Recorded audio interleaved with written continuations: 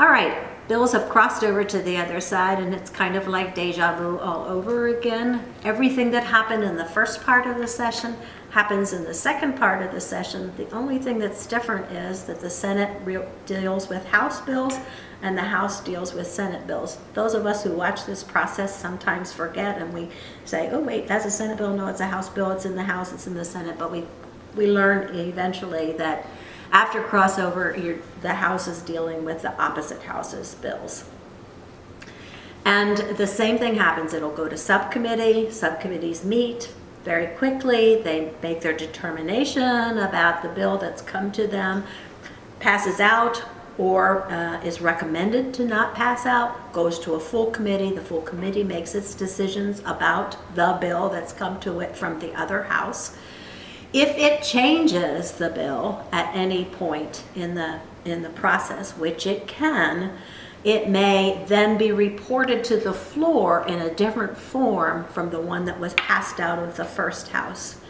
And so the House then, the second House, deliberates, reads the bill 3 times, although it's had the constitutional reading already, so it has 2 times really when it deliberates the bills, makes its final determination, and then passes the bill. So let's say our minimum wage passed out of the House of Delegates, raising the minimum wage to $30 an hour. Woohoo!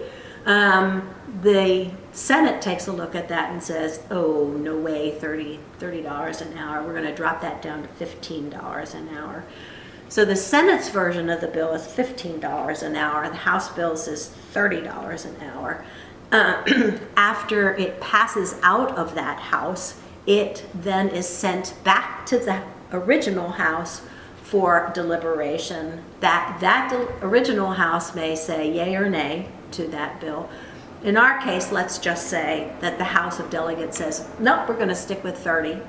We are not going to accept the Senate version. This is all done on a day where bills are flying back and forth and floor action is taking place, and it's hard to figure out who's on first. But at any rate, once that happens, if the version that is rejected by the first House is rejected by the second House, once it's accepted by the second House, changed, and then rejected by the first House, that means that there are 2 separate versions of House Bill 26. So for example, the House version plus the Senate version.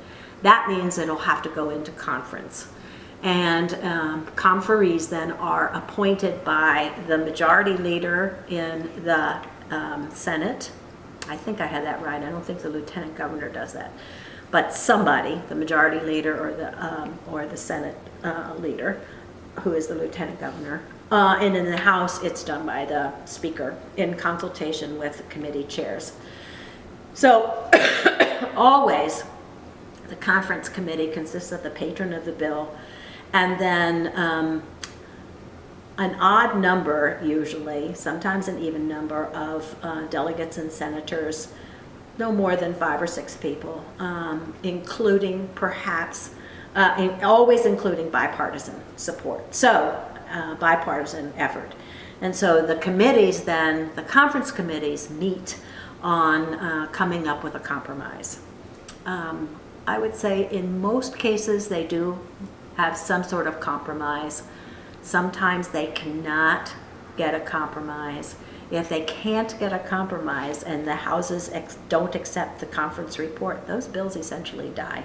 That doesn't happen very often. Usually they will agree on some kind of compromise, and the conference committee will encourage the houses to accept the conference report.